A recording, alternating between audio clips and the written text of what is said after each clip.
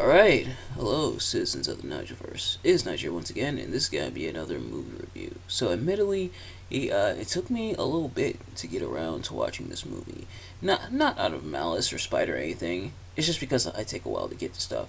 But nevertheless, even with a potential decline in superhero movies, we still got a really good one last year. Her starring, of course, the Caped Crusader, the world's greatest detective, the Batman.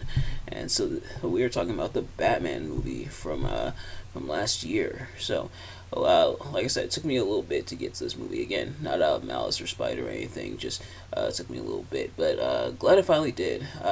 As always, I'm not professional movie reviewer or movie analyst or anything like that. Just a man who enjoys a good time, and I definitely, for the most part, had a great time watching this movie. So this movie isn't connected to any other movie in the DCEU or anything like that. It's more a standalone movie. So it kind of exists within its own bubble. Well, but how does it do? Let's find out. So if you've seen these reviews of mine before, you kind of already know how this works. If you haven't, I'm going to be talking about what I liked and what I disliked about the movie. So starting with what I definitely a very interesting movie. Wanting to go the kind of gritty, dark route that Batman and has kind of more adopted it in his well, I should say he did kind of start out that way, then kind of transitioned away from it, then kind of went back to but yeah, going the gritty, dark route when it comes to Batman and his mythos. And you can tell this movie definitely, I'm sure, took some inspiration. And now, among other inspiration, as I have the wiki here for reference, the movies, he did take some inspirations. At least the actor, that being Matt Reeves. He's according to the wiki here. It took some inspirations from like the Alfred Hitchcock and the New Hollywood movies. He's so obviously, of course, Alfred Hitchcock, the master of suspense, but also Batman comics such as Year One, The Long Halloween, and Ego. But you can also tell it also took some inspiration, I'm sure, or at the very least, maybe unintentionally. Maybe that's just me comparing it because I did watch these movies earlier this year, but from the Dark Knight trilogy of movies, of course, the Christopher Nolan Batman movies. He's going that darker, grittier route with Batman, which, hey, that's not really a bad thing. And a lot of people liked the Dark Knight trilogy, and a lot of people like this movie as well. Like, a lot of people talked about how much they enjoyed it, which makes it even more of a shame that it took me a while to get to it. But yeah, so drawing some inspiration there as Batman battles the Riddler. So the Riddler, I do like him being the main villain this time around. The Riddler, I feel like not really as explored. Normally, Batman goes for other villains, I feel like, but the Riddler, I feel like, should appear some more in Batman movies. I think the only other Batman movie appearance I can think of, at least in terms of live action, is Batman Forever, or way back when. But Batman's battling the Riddler here. Apparently, the direction they wanted to go for this movie is tying more into Batman's detective elements, which are definitely on display here as the Riddler. Of course, the Riddler notorious for leaving clues, wanting to test Batman and leaving riddles, stuff like that. And the reason I kind of draw the comparisons between the Dark Knight trilogy and this movie, he is the Riddler, or definitely going, especially more the anarchist route, kind of similar to what the Joker did in the Dark Knight, right, wanting to shake the foundation of Gotham and really he exposed the corruption within Gotham. More so, Joker did that as well in the Dark Knight, but his was more about causing chaos and causing a stir. Meanwhile, the Riddler definitely more about exposing Gotham. and exposing the corruption within Gotham. Of course, Gotham City very very corrupt, and which is why Batman exists in the first place.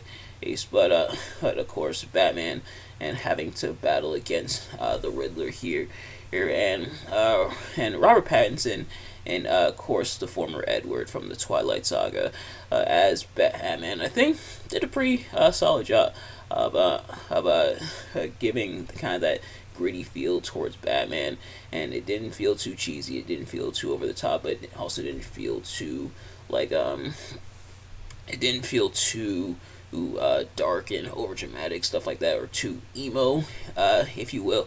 Well, I think kind of walked that line a little bit, but he still had some wise cracks from time to time and stuff like that. So I think he did a pretty decent job. The Riddler, or seeing all his riddles and all his schemes he got up to, and everything. I thought it was pretty interesting, and to see him be a constant presence throughout the movie.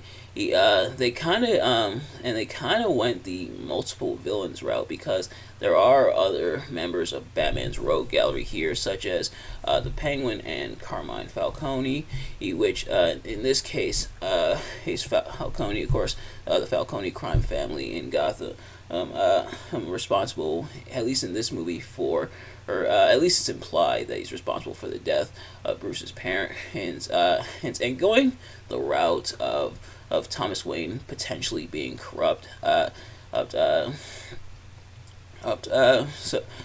Thomas Wayne kind of in that corruption bubble, similar to kind of what the Telltale series did as well.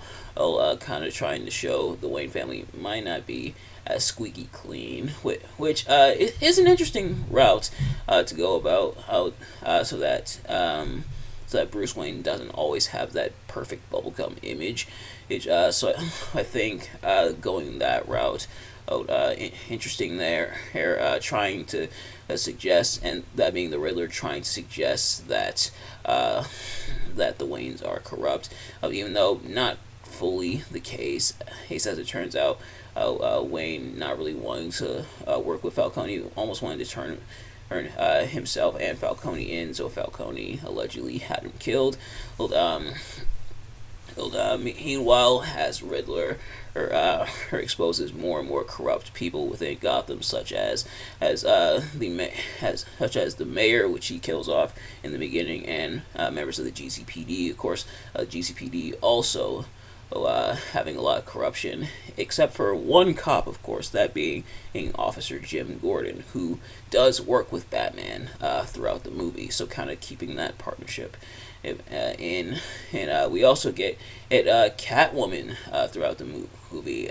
Of course, a cat burglar, almost in like not a full on not a full-on villain, definitely going more the vigilante route with her, or kind of doing the wrong things for the right reason, wanting to protect her friend and everything, and of course her having that flirtatious relationship with Batman slash partnership to bring down not just the Riddler but Carmine Falcone, who in a twist in this movie is actually Catwoman's dad, Selena Kyle's dad, and so she has personal vendetta against him. I know I'm kind of all over the place when it comes to this, but there is quite a bit they introduce, but thankfully the movie does follow up with pretty much everything, which is nice. They start a thread, and then and most, if not all, of the threads end up getting finished, which is nice.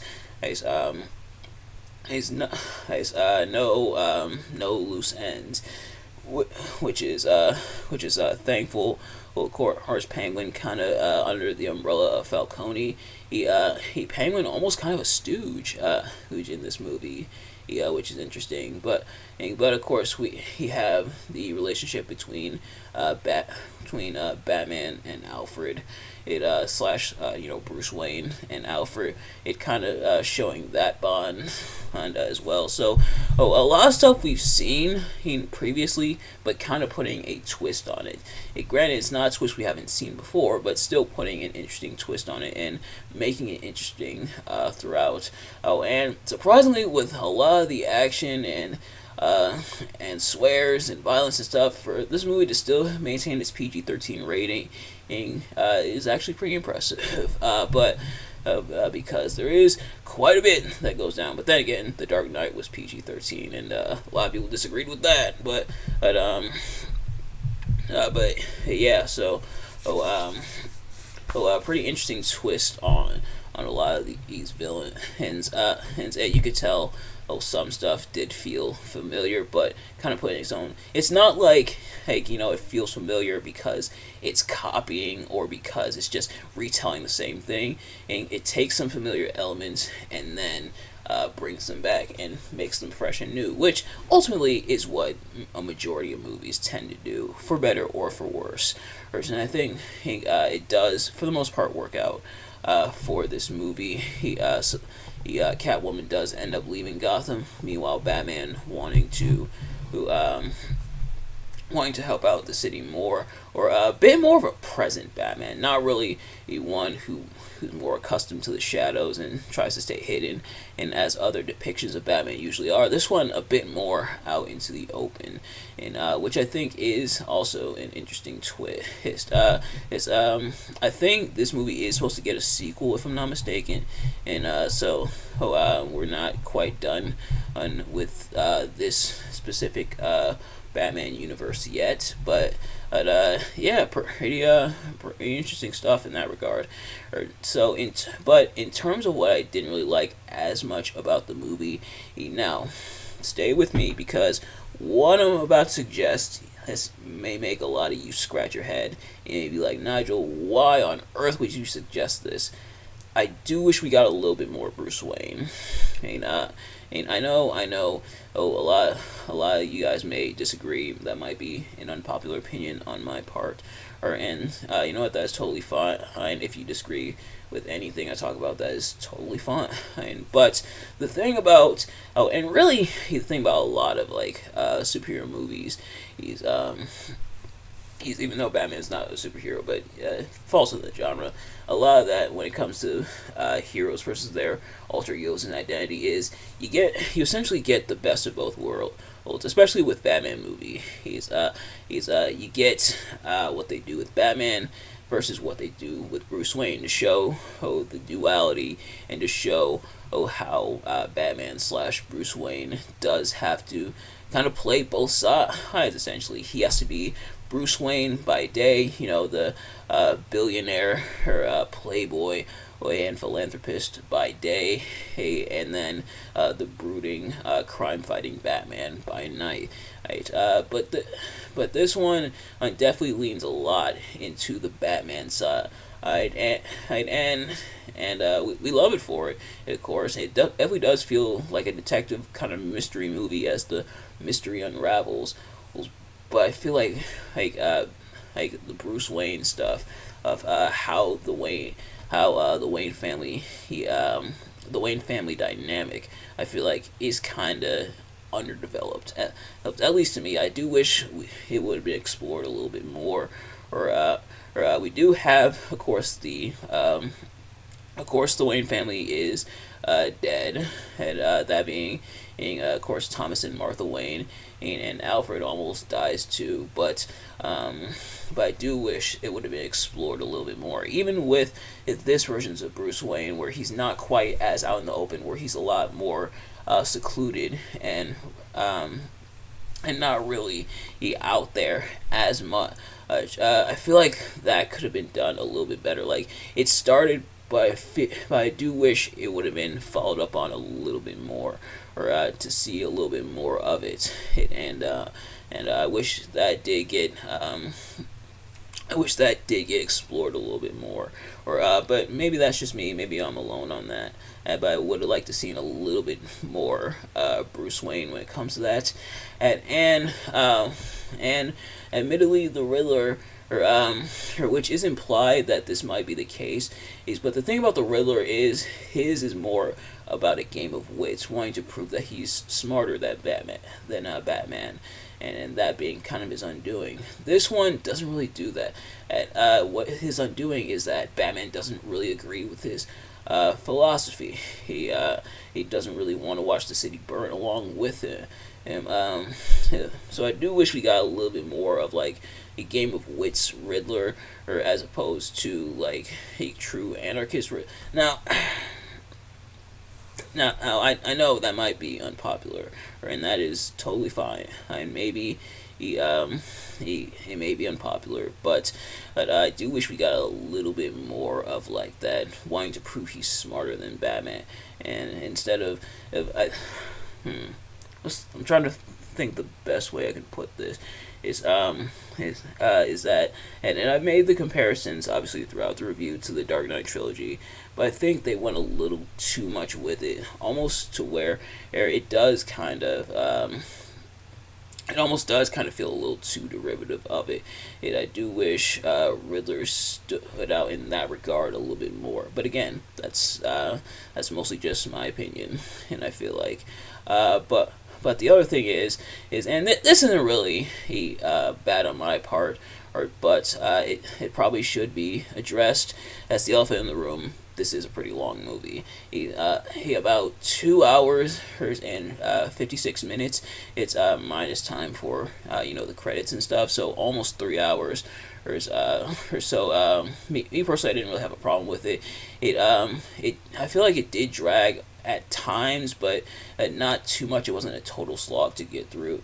It wasn't really that much of a slog to get through, which is fantastic. But yeah, if you're not a fan of long movies, then you probably won't like this movie. But otherwise, I still think he did a really great job.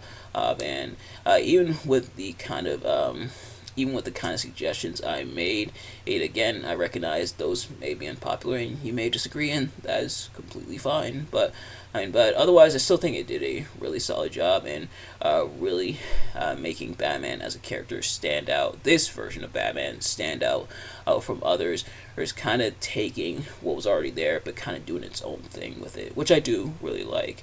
And if this is a one and done, that I think great if it exists in that bubble. But if they are continuing with it, I do want to see where this goes, where this particular Batman universe goes. But I think there is supposed to be a sequel to it. Of course, this movie was very popular, did make quite a bit. So I imagine they'll probably continue with this universe. But I do want to see more from it. I do want to see where this goes. But nevertheless, that's going to do it for this review. Thank you all so much for watching. I hope you enjoyed. If you did, please do me a favor: like, comment, subscribe, share with your friends, turn on post notifications so you know every time I upload a video, so you can see as soon as it drops. Let me know in the comments what you guys think of the movie, my review. Did you dislike the movie? Did you dislike my review of the movie? Let me know. Thank you all so much for watching, and I will see you guys later. Peace.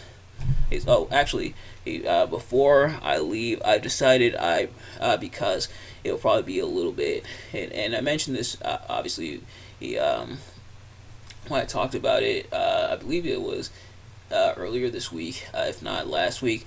I decided I won't do predictions for Full Gear, or we'll just do System Shock Radio. What I have planned for System Shock Radio tomorrow, as it is, and we'll skip the review, not the review, but the predictions, and then of course, we will review Full Gear when I get to it, of course, in a couple weeks. So I do ask your patience in that regard. But otherwise, thank you all so much for watching. I will see you guys later.